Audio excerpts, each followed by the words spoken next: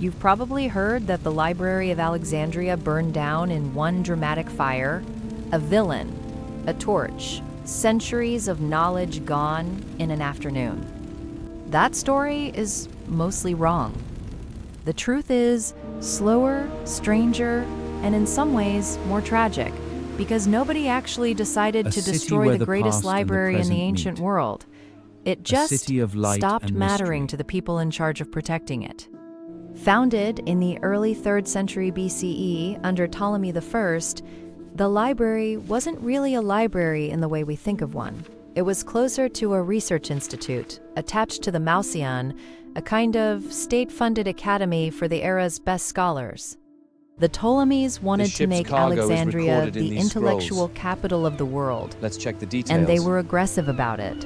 Ships docking in the harbor were searched for books.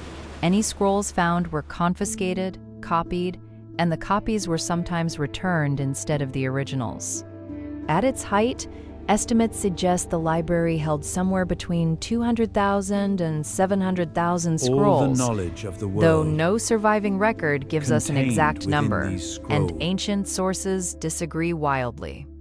Scholars here are credited with foundational work in geometry, astronomy, depicts and medicine. the method used by Eratosthenes calculated the to Earth's estimate the circumference Earth's using circumference little more than shadows over and 2,000 geometry years ago, and got remarkably close to the real number.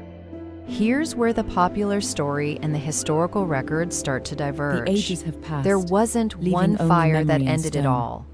In 48 BCE, fighting during Julius Caesar's siege of Alexandria did burn warehouses near the harbor, and some ancient sources claim scrolls were lost in that fire. But most historians now believe this damaged only a portion of the collection, possibly satellite storage rather than the main library.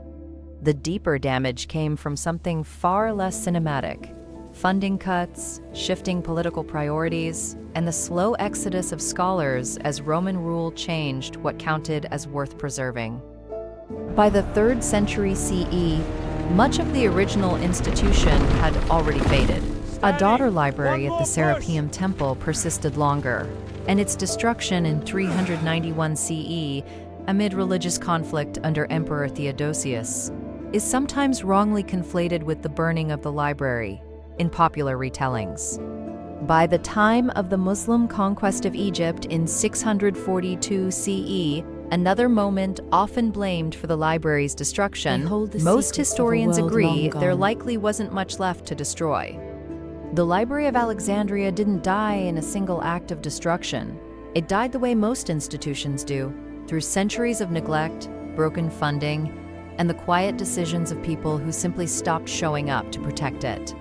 Maybe that's a less satisfying story than a villain with a torch, but it might be the more useful one. If you want more stories like this, not the version you were taught, but the version the evidence actually supports, subscribe. Next time, the African empire that ruled Egypt for a century, and why most people have never heard of it.